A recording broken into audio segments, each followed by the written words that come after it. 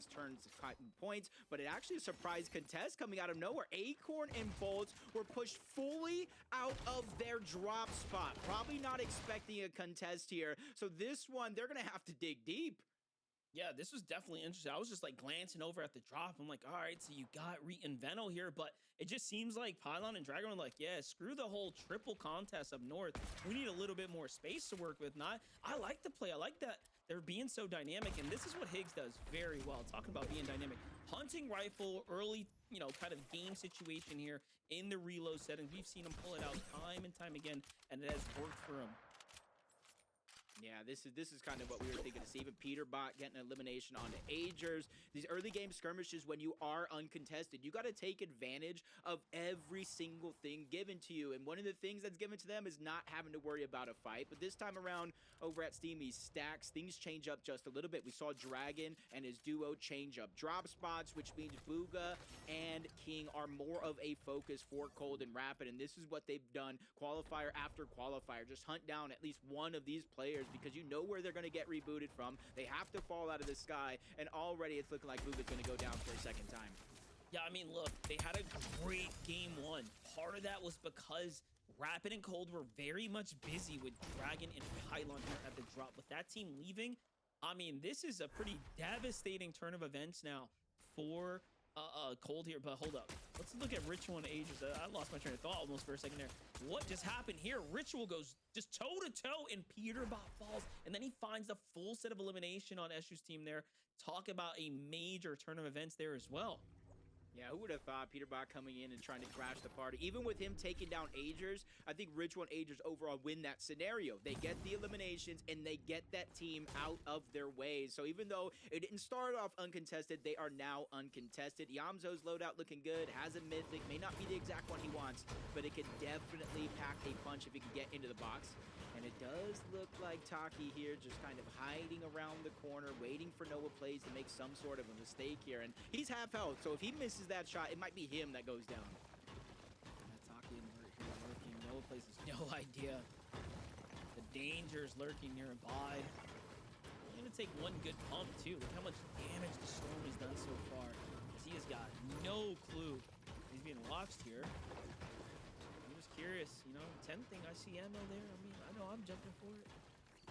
Yeah, Bert almost has to try to make a play, though. You saw Noah with medkits. He just has slap splashes. That's 30 HP he can get. There is barrels on the side, so again, there's maybe like 40, 50 on the other side, but it's a huge mismatch, especially Noah spotting out 𝐒𝐷𝐻ers in the distance. Northern goes down. This would be the perfect time to strike. Yeah, but he needs the barrels. I think he was trying to bait that, and his teammate comes from behind. Very nicely done, and Noah just gets completely ambushed with the instant elimination. That's going to be another team sent right back to the lobby. And that timing couldn't have been worse. Meanwhile, it's all up to, obviously, Bert here to try to do what he can. He's just going to go. It's definitely the better play. He still has heals to work with. So 𝐒𝐷𝐻's Rituals come out on top once again, just farming up the eliminations here. Yeah, they got a little bit more freedom, because you got to think, if they were still contested, that team was still alive, they would probably still be over there. So now they have the choices, as it does look like Veno do clean up the elimination, and another team has gone down. So again, it's top 15 that start to earn you placement points. All they need is one more team to go down, and this is how they got that elimination, just lurking around. He made a mistake, and they capitalized on it. Love to see it. Is the standoff we're looking at here, though. Veno opting to make a move for high ground here. They were boxed up for a second there, probably trying to analyze the situation as they saw that third party, like he was kind of hinting at there. Things are going to ease off, though. We jump with Bolts and Acorn, so they go from looking at one fight into a heated one over here. It's a battle for the airdrop coming down. Mason and 𝐒𝐲𝐻 are the person trying to catch dibs on them as well here, but no, they give it up. Yeah, sometimes it's just not worth the risk, especially if you have a decent loadout as well. And you can see it's getting more and more crowded. The grenade launcher coming out, just wreaking a little bit of havoc, just trying to create a little bit of distance there, slow them down, stop Veno from continuously pushing in. Saw Acorn and Bolt set up their spot. They got one elimination early. There's no Storm Surge at all in reload, so you got to think that's got to start to boost the confidence a little bit that they were contested and they're still coming out with decent loadouts and deep positioning on the map. Yeah, and realistically, I mean, listen, if I hear a grenade launcher too, though, I'm just backing off, right? I'm thinking twice about this. That's one of the more powerful, explosive weapons you can obviously have here. Jumping in though, look at Cold and Rapid sitting up here at the Steamy Stocks. We've already saw the clash between them and Bugha was going very much in their favor. They get 4 eliminations here. Rapid now spawning back in. Bugha, King did not leave the drop, so they're still there as well.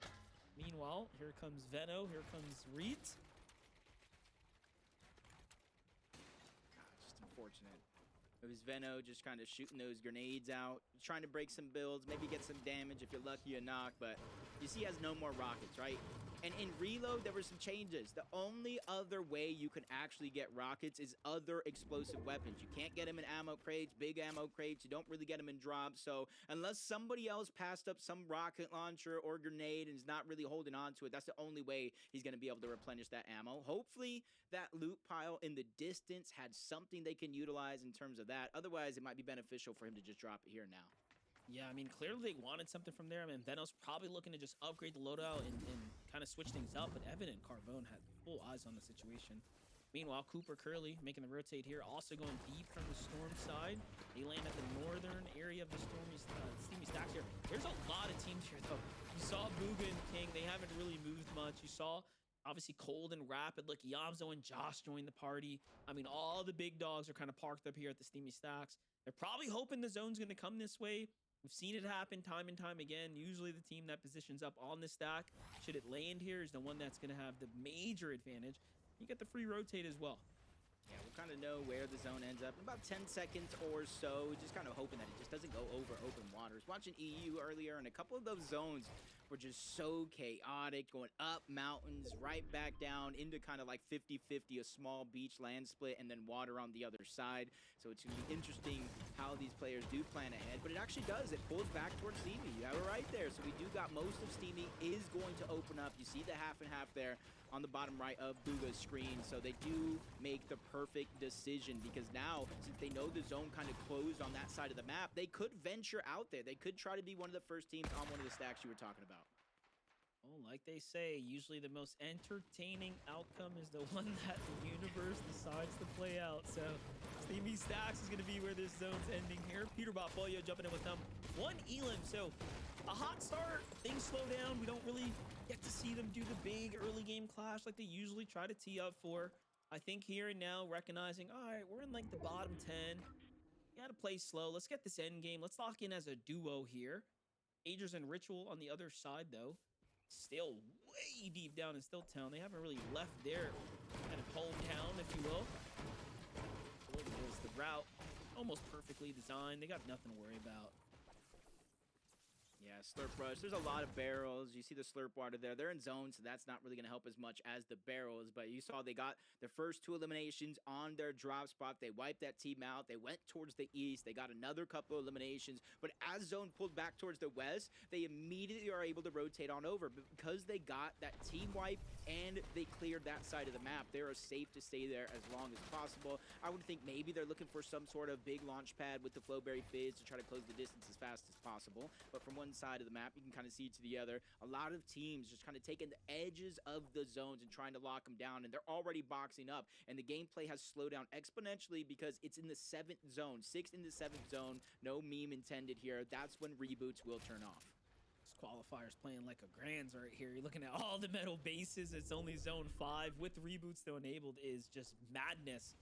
Zone 6 pops. It's pulling far west, so everyone positioned here is set up honestly the best right now. Really nothing to worry about. So we should realistically be seeing these teams in the full end game. Let's see who gets the target focus, though. They shouldn't turn on one another. I'd assume they'd be looking for folks looking to pretty much shockwave their way in here.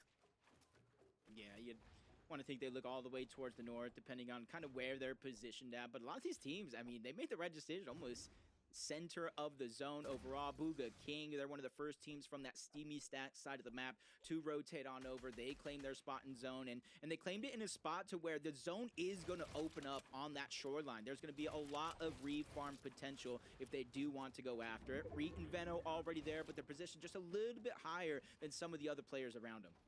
Yeah, 𝐿𝐿𝐿 clearly low on material. He recognizes he's also got to get into this drop spot here.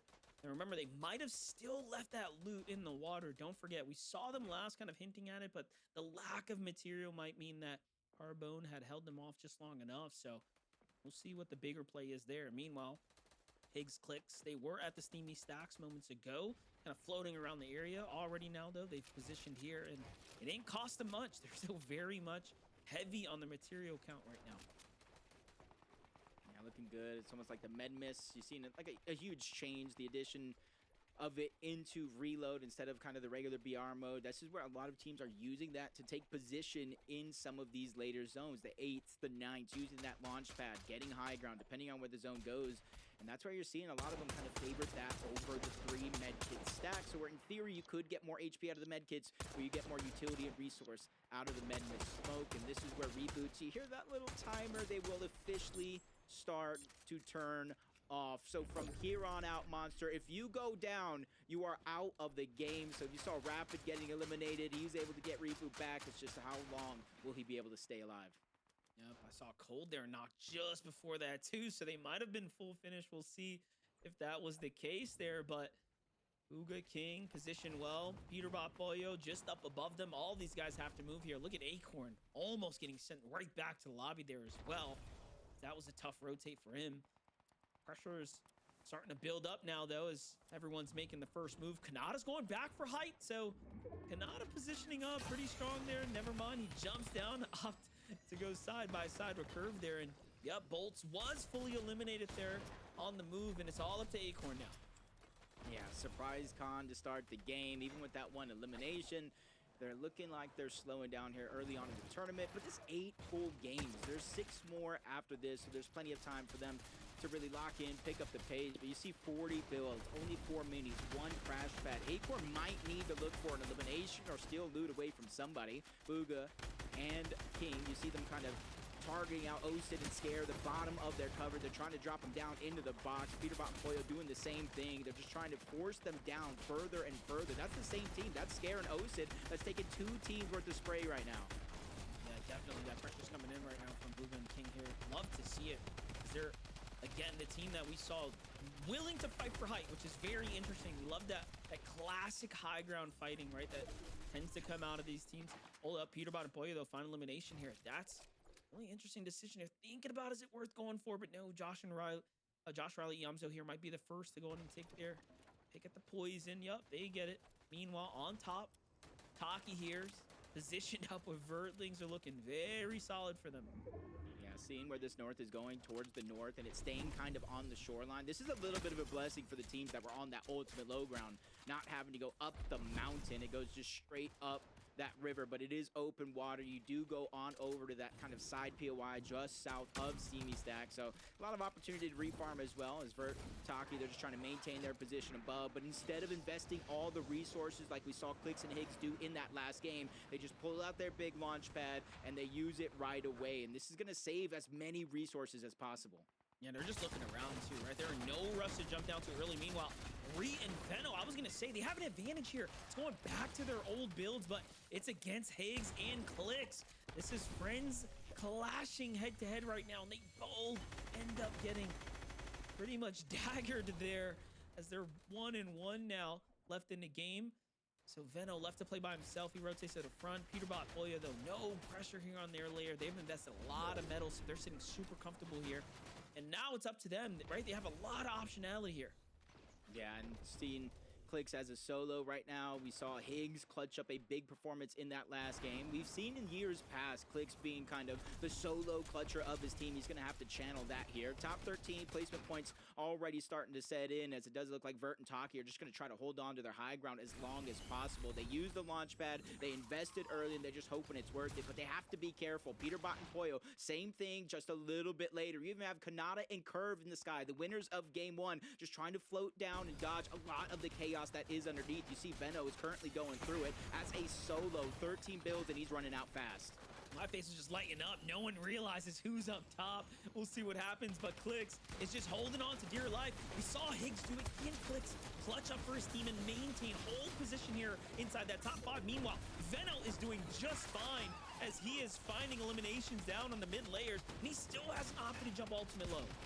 Yeah, with how long Peter, Pollo, 𝐒𝐤𝐷𝐈𝐁𝐄 were on the high ground, it's a new team up above, though. It's 𝐒𝐷𝐻ers, it's Ritual, and they're just trying to go ahead and put pressure down onto 𝐒𝐷 and 𝐒𝐤𝐷𝐈𝐁𝐄. They're the second hype. They know they are the biggest threats, but surprise from the backside of the zone. Up comes Peter, up comes Pollo, and they've solidified the high ground. They forced 𝐒𝐷𝐻ers and Ritual down. They've landed too much damage for them to hold on to it. Keeping it very interesting for us. Coming into this, they had 27 points, but now's the furthest we see them. Bugha and King, once again, what a piece of height. They are just keeping things interesting for us here on the broadcast here and now, but Peterbot, Pollo, you have much more to worry about. 𝐒𝐤𝐷𝐈𝐁𝐄, who we've seen play very well so far, right? The momentum is there for them, but so it has been for Bugha and King, who had that second place.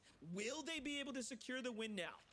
Yeah, this is where it gets into how many builds have you expended up until this point. You see that they're running out, but the blessing is we're going back where we came from for the most part, over old builds where you can recycle, but 𝐒𝐲𝐝𝐄 trying to heal up. Josh goes down. He's stuck as a solo. We have two different solos. Make it three as another one gets separated from his duos. 𝐒𝐲𝐝𝐄 goes in. He ends the run of 𝐿𝐼 and Mason. Those are one of the eliminations we saw not too long ago. Quickly picks up the crash pad, and you see him going further and further out of zone. There's too many builds. It won't be a safe crash pad if he tries to make the play. Peterbot and Pollo trying to make an unsafe rotation of possibility here as they take down 𝐒𝐷𝐈𝐿.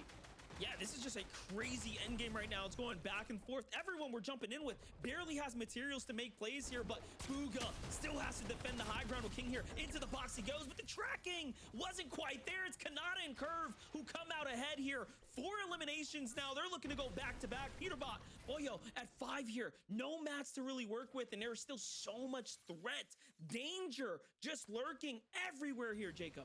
Yeah, crazy how it was Peter, Pollo with the surprise attack for the backside of zone that started all those high ground takes, and they're the ones controlling that ultimate low ground. An elimination that they're stealing away the loot from. Another one on the Sphinx. He drops him into his box. That's their 6th elimination of this game. Jay's still running wild as a solo. Big elimination onto 𝐒𝐲𝐝𝐄 to end their run. We got 4 teams left in this game. 2 solos and 2 duos still alive. Muzz being one of them with only 3 HP. Pollo, Peterbot's on the low ground. Muzz got to pick his poison here shortly. Peterbot, Pollo go up to the top. They take them both out with a swift slash there. And all of a sudden now, it's just solos remaining. Pollo's in the box. He hits the shot. He goes down. Peterbot's got this player all locked up. And Jace is going to fall in the end. And a 9 elim win there, Jacob. What a game for the boys. I'm not sure that one played as perfectly as they thought it would, but the shockwave to take high ground, they destroyed everybody up above and eventually took the game through playing on that low ground. 2 different sides of their story. Am I right, Zeke?